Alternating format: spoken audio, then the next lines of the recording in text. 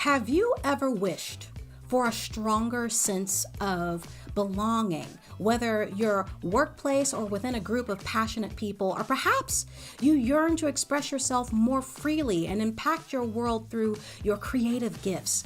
Well, today, we are going to be exploring both sides of the coin, and we are going to be really looking into those things. And I'm really looking forward to learning from my first guest, who is a Scrum Master and trainer with a passion for imparting knowledge into others and helping them become the best version of themselves. And on the next level stage, we have a soulful singer-songwriter who uses her music to inspire connection, community, and inspiration. That's what we're up to today on the Business Breakout. Get up on your feet, this is a shakedown. Order up that beat just like it's takeout. Show me you got soul inside those new shoes. And you can rock and roll with an attitude. So good, so fresh, just the way you like it.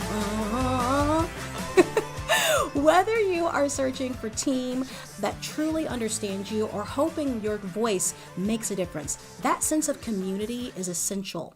But in today's fast-paced world, building those genuine bonds can feel difficult.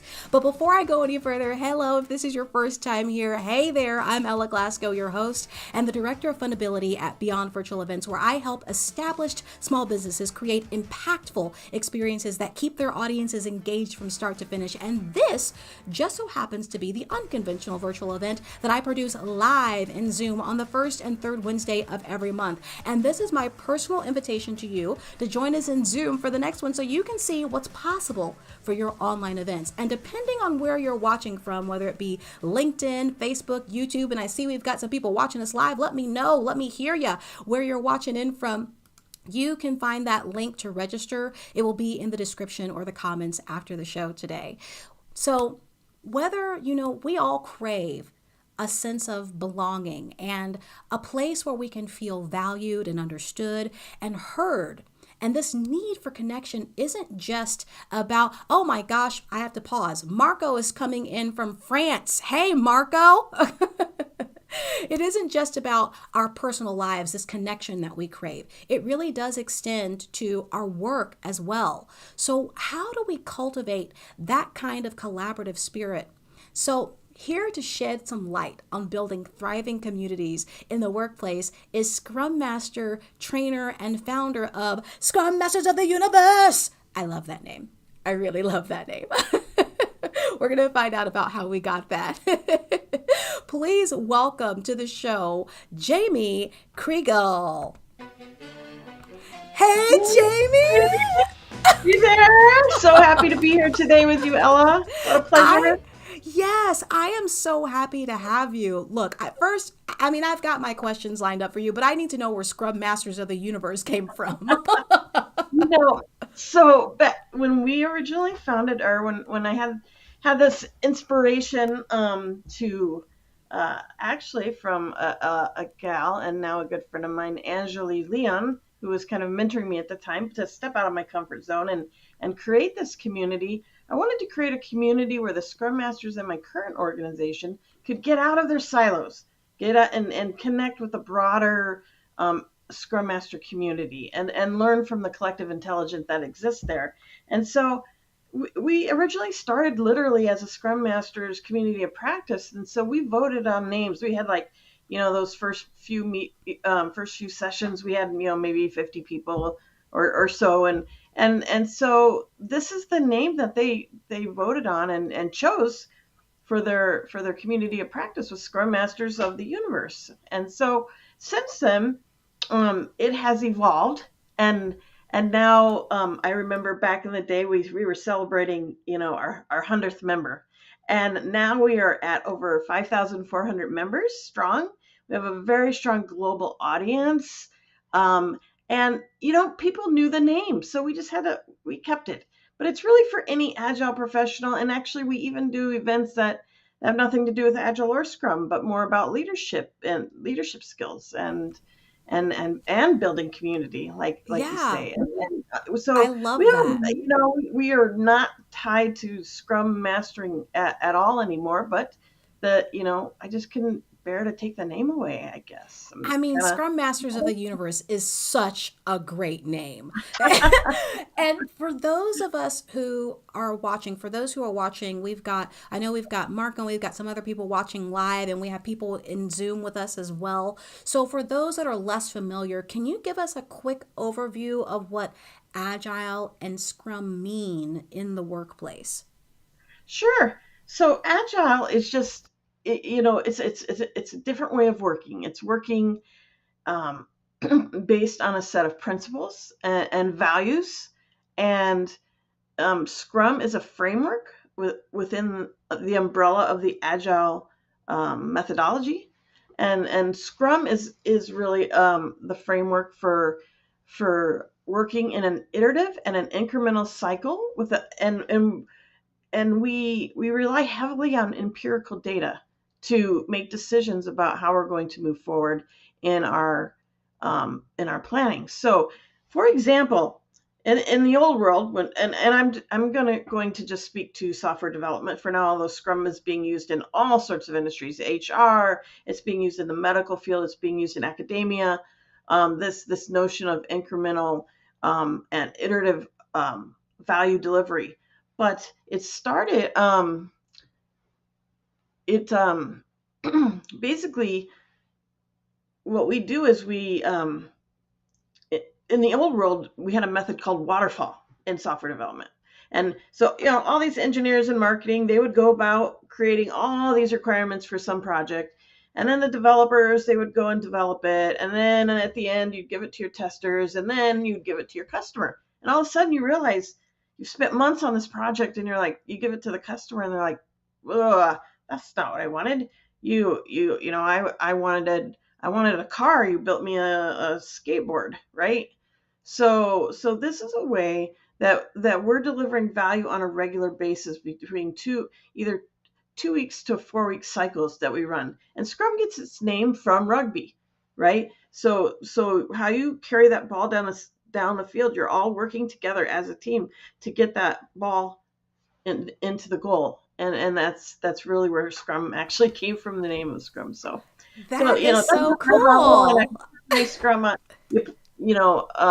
Colleagues could say it much better than I did just then, but that's a general idea, and Yeah, it I makes love that. I love that idea of that it came from sports. And now that you say that out loud, I totally get it. I totally get that. And what I yep, want to know now is that, because I know you said that it's being used in different industries. It's not just in tech anymore, because I think that's where you said it right. kind of began, and now it's kind of branched out everywhere. So when it comes to Scrum Masters, which I know that you have a hand in training a lot of them, they play a crucial role in guiding teams. So what are some of the essential qualities that you're trying to instill in the Scrum Masters that you're training now? Um, Probably an eye for being product focused and outcome. I would say outcome focused. Also, um, a focus on value delivery and aligning with the strategic values of your organization, essentially. So we want to make sure that we're working on the right thing at the right time, and we're delivering value to our customers, value that they want, right? So that's why we're delivering often. Every 2 weeks we deliver something of value to our customers, and they're not having to wait until the very end to see the final thing, right? So Yeah. it makes change cheap, and if we it involves them in the process so that we know that we're building the right thing the right way at the right time. Right, exactly. I love that. And that's incredibly important. I mean, delivering the value that your client wants. I mean, we all have our own values and things that we may see that we may want, but at the end of the day, if we are doing that for a client, then that means we need to deliver what they expect and potentially help them to up level their expectations. So, beyond that technical knowledge that Scrum Masters need, I would imagine that they need to have exceptional facilitation skills as well. So, how do you Exactly. incorporate the development of those potentially soft skills into the training, So the programs that you do? yeah, so I'm actually a licensed trainer for a program created by Jeff Watts, and he has written the bestsellers, Scrum Mastery, Team Mastery, as well as Product Mastery books. So he's a thought leader in the Agile industry. He's founded a company called Agile Mastery Institute, and what we're working right now is on disrupting that certification industry, meaning, you know, going from a 2 day, you go to a 2 day class, you learn kind of the mechanics of it, but you don't learn that live application of it and all of those soft skills that you need.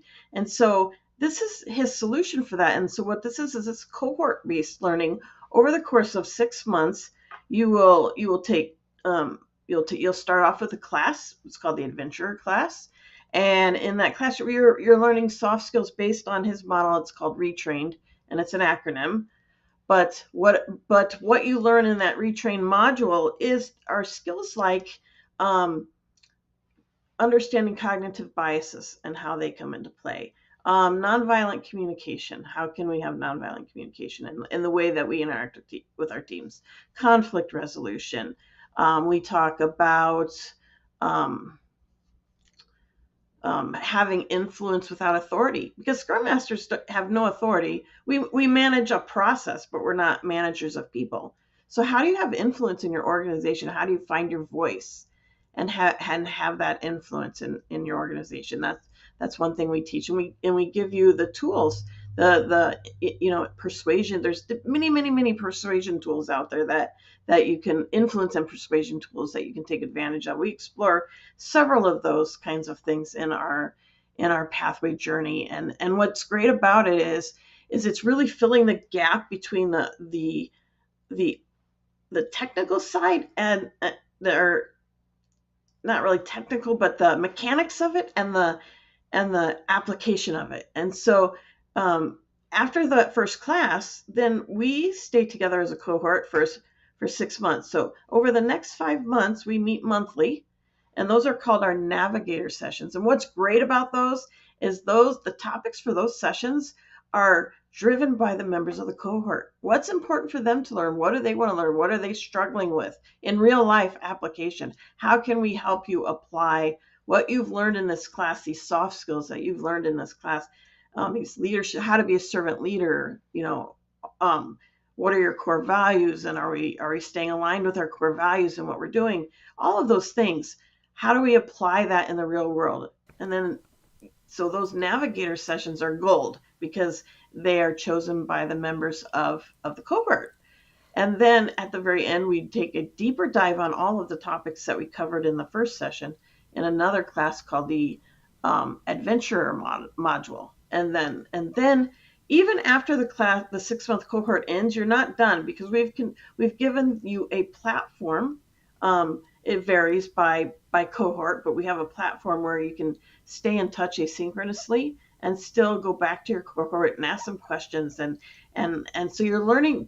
You're setting up an environment in which they can learn from each other, and actually I learn as much from them as they learn from me. I bet you do. I'm I love everything that you're talking about, and I remember seeing that post that you had on LinkedIn about the upcoming cohort. So definitely check out Jamie's profile. And Jamie, yes, Jamie. I have another Jamie here in the Zoom meeting.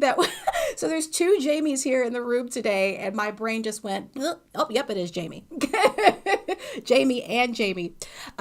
But I want to say, I wish that I could be here and talk with you all day about this, Jamie. We have such a limited amount of time. But the last thing I want to ask you before I let you go, and when I say let you go, that's not forever.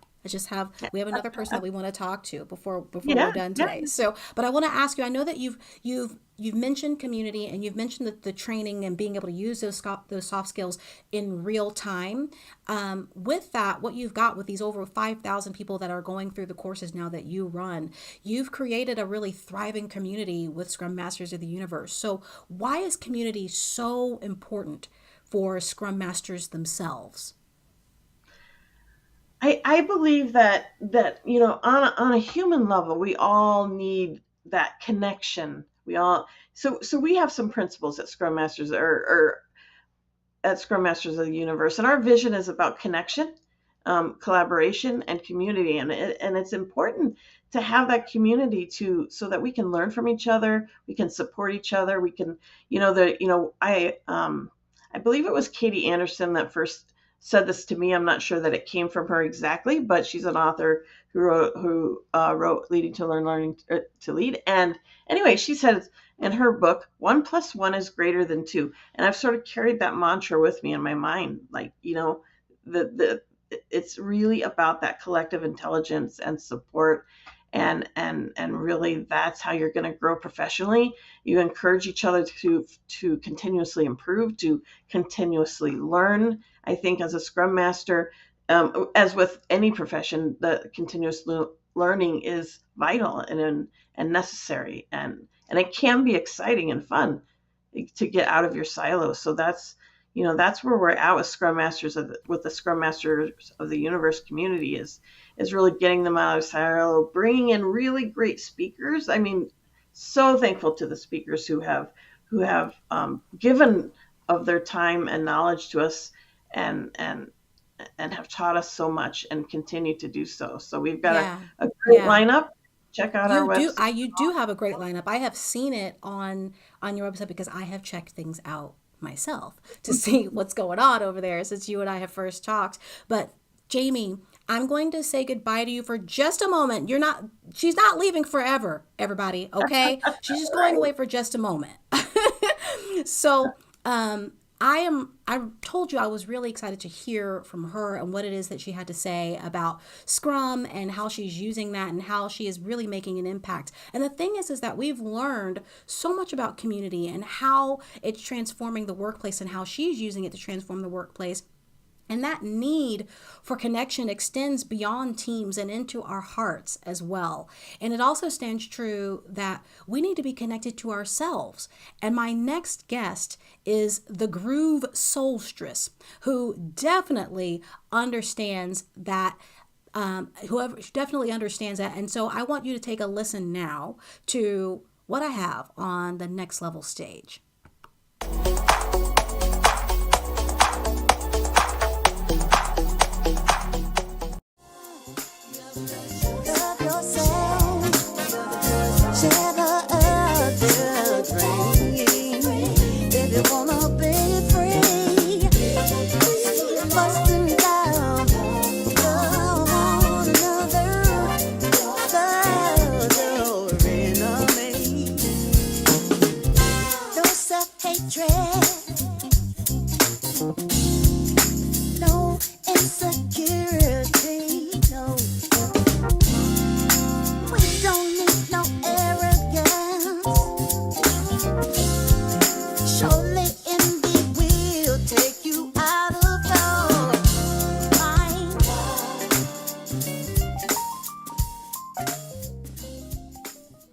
Oh, that is such a groove.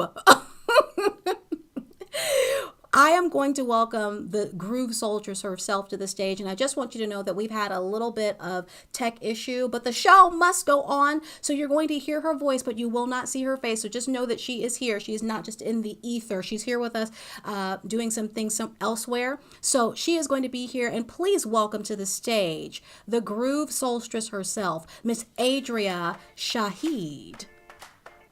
Oh, thank you. You are so kind.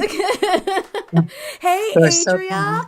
I am so happy that I could have you here with me today and that we could have you here live because I really wanted to be able to speak with you about what it is that you're doing in your world as a musician and how you are able to create community in what it is that you do. So I want to ask you, as a musician, how do you nurture that sense of community with both your audience and your fellow artists? And why is that so important to you? Well, I've been performing and writing, creating for quite some time, coming from a musical family. And I find that I sing when I'm sad, mad, angry, glad, happy, bored. It's all a part of me. And I just not more feel, but I see the need to give that energy back to the world. And it's through music. And also, as an artist and a musician, I see the need for women in particular to collaborate, to form stronger bonds so that we can be a balancing force in the music industry. Yeah, I appreciate your collaborative efforts as someone who has experienced that with you and working with you on projects as we speak. Yes. We have projects together, and I love that about you. It's one of the first things that I noticed about you is how willing you are to bring people into your circle, and I appreciated that when I moved to Columbus. That being said, you mentioned you're being a songwriter, and I know that you draw on your personal experiences. So what is your process for turning those raw music, those raw moments, I should say, into music that really resonates with your listeners? Well, it's kind of weird. I think everyone's different. I awake in the middle of the night with melodies in my head and I record them on my phone. Thank goodness for the new technology. But before that, I would put it on a tape recorder. And I would work with it's funny working with other musicians. It's almost like it's a relationship. You have to find someone that understands and feels what you're doing and can complement.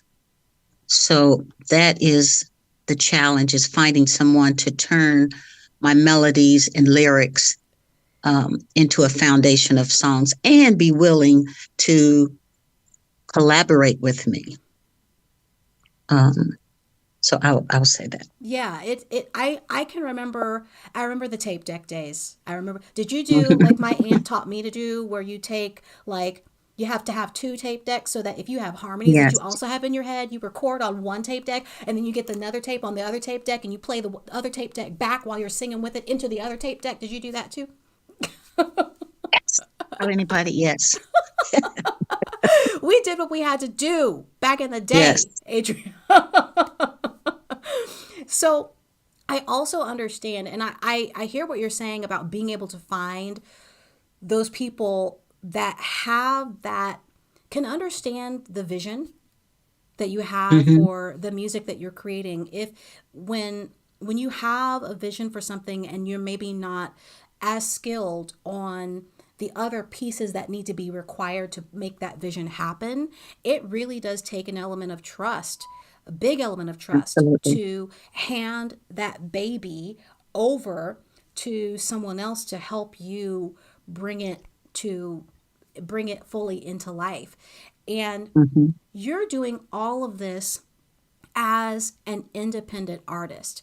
And you mentioned women, and we're working in within a complex industry. So what changes have you faced, and what advice would you give? Changes besides, now we can record on our phone instead of into the tape deck. What other challenges have you faced, and what advice do you want to give to musicians that may be starting their own journey? First and foremost, every artist, musician, singer should learn an instrument and be able to read music charts. It's going to position you immediately in another musician's eyes. They will know, you'll be able to communicate with them uh, on a much better level. They're going to respect you because when you say C sharp and C sharp to a B flat or blah, blah, blah, blah, they'll say, oh, she knows. Or if they're playing a wrong note, this is the main thing. If they're playing the wrong note, you can turn around and say, no, I said such and such and such to such and such. Um, that way they just don't deliver or give you what they hear, but what you need to hear Right. in order to present yourself in the best manner. Yeah. So the other thing is, this is a very egotistical business. So in sharing with others helps helps me personally to keep that ego down, because everyone wants to tell you how great you are. And I'm very uncomfortable with that. I do understand the gift that I've been given, but to try to put me on a pedestal to fall off of is very scary. And so involving other people humbles me and keeps me balanced, and lets me know that we can all be replaced. So do what you do best in your lane and invite those to it. Yeah. Yeah. I love that. Thank you so much for that. And the time literally has flown. And Adria, I'm going to bring you back in just a second. But before we do, the thing that I realize, and I hope that you all realize, is that with the guests that we've talked about today, I hope that you've come to understand, if you didn't already know, that building a thriving community takes time. It takes time. And what's a small but impactful action, those things can happen. And that's what I want to talk with our guests about as we kind of roll out for the last bits of the show today. I want to talk to both of you, Jamie and Adria. First, thank you both for being here today. And I want to ask you this question. This is going to be for both of you, okay? But I'm going to give you a minute to think about it, and I'll give you, the minute's going to be like eeny, meeny, miny, mo. Think about it. Okay. so the question is that now that we know that community takes a long time, it takes time to build. What is a small but impactful action that our viewers today can take to this week, that they can do this week to start laying that foundation for stronger connections within their chosen sphere? Okay? That's the question. Eeny, meeny, miny, mo. Adria, you're first.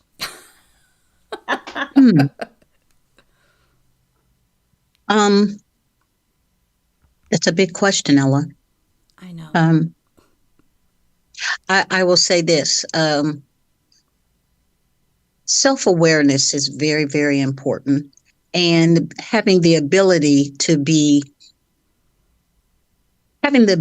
love the truth, even if it's against yourself, because in that is your protection. And it balances you in your ego, in your identity. When you love the truth, it eliminates all the other fallacies. So I will say that. Yeah. Love the truth.